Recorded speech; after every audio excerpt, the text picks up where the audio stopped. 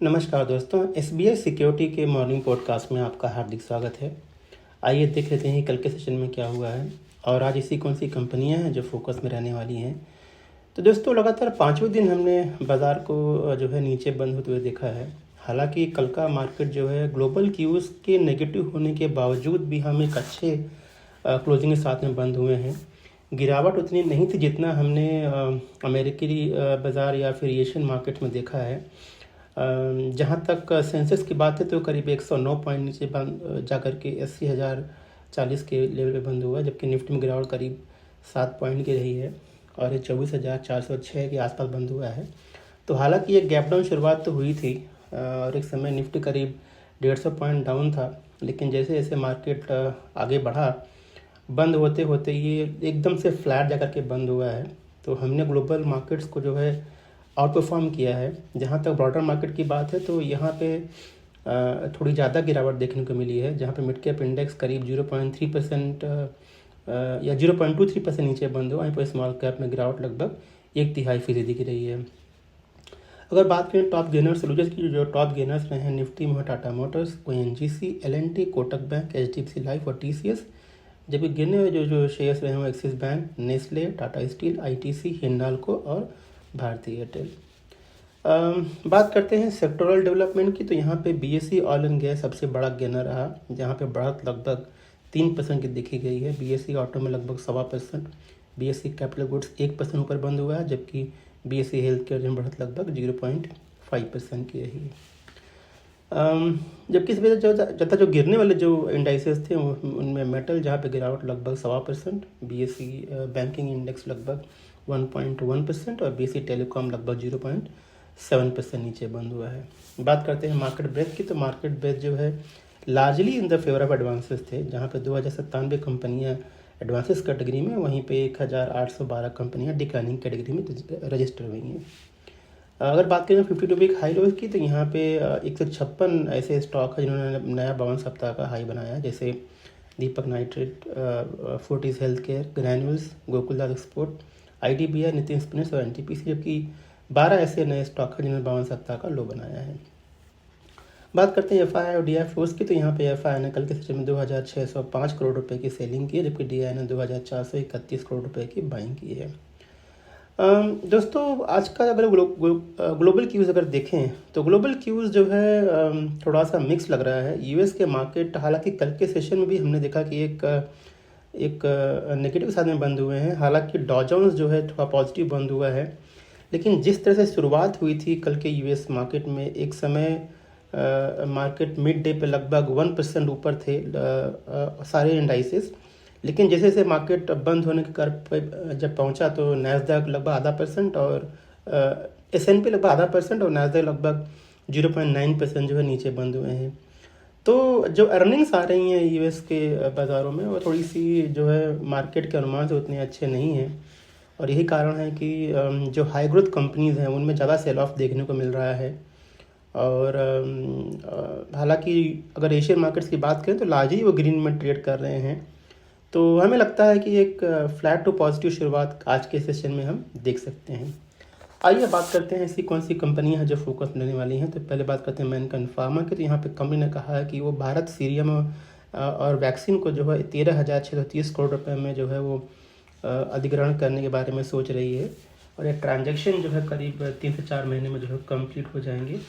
तो ये कंपनी के लिए पॉजिटिव है एज ऑफ नाउ। हालांकि ये कैसे अनफोल्ड होगा ये देखने वाली बात होगी, बट एज ऑफ नाउ ऐसा लगता है कि ये पॉजिटिव डेवलपमेंट है। एसजेवीएन को जो है 13,497 करोड़ रुपए का ऑर्डर मिला है गवर्नमेंट ऑफ मिजोरम से। तो ये बहुत बड़ा ऑर्डर है दोस्तों। ये पंप स्टोरेज के लिए प्रोजेक्ट मिला हुआ है, तो ये कंपनी के लिए पॉजिटिव है।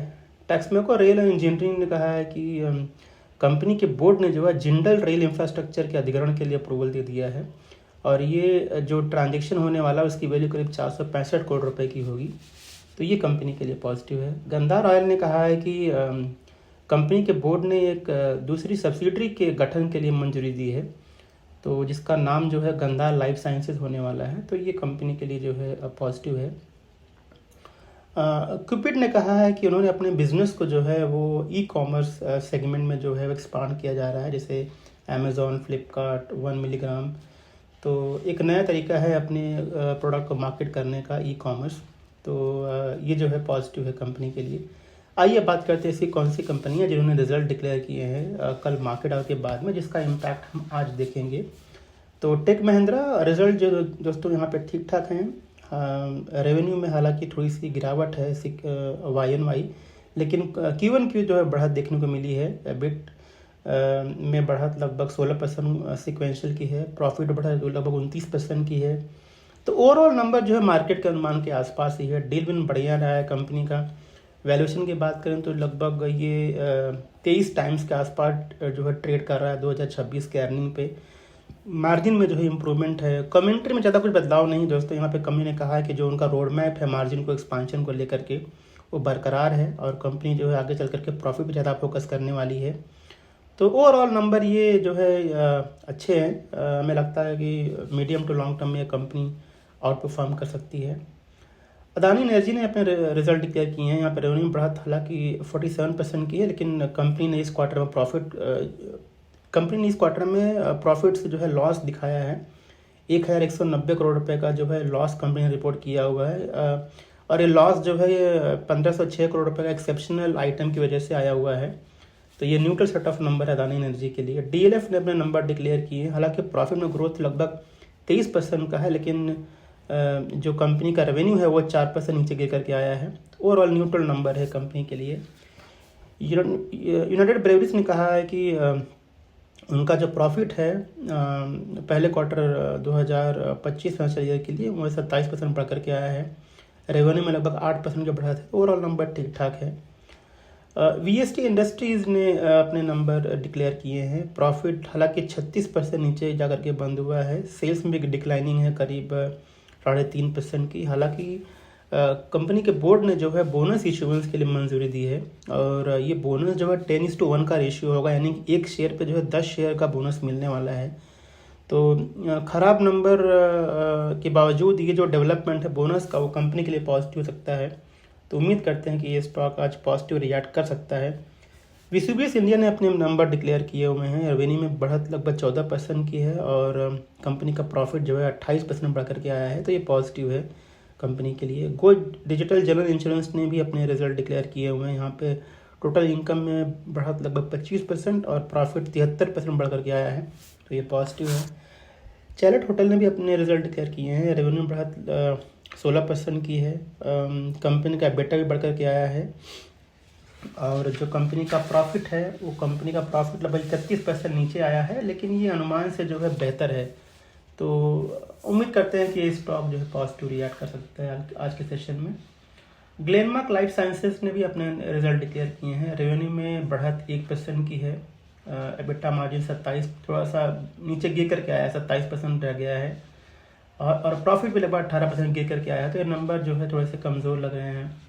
मोतीलाल ओसवाल ने भी अपने रिजल्ट डिक्लेयर किए हैं और नंबर अच्छे लग रहे हैं। 66% का ग्रोथ जो है टोटल इनकम में है। प्रॉफिट 80% बढ़ करके आया है। तो ये पॉजिटिव नंबर है। महानगर गैस ने भी अपने रिजल्ट डिक्लेयर किए हैं। रेवेन्यू हालांकि फ्लैट रहा है YoY, लगभग 1.5% की बढ़त देखी गई है, लेकिन जो प्रॉफिट है वो 7% बढ़ करके आया है। तो ये कंपनी के लिए पॉजिटिव है।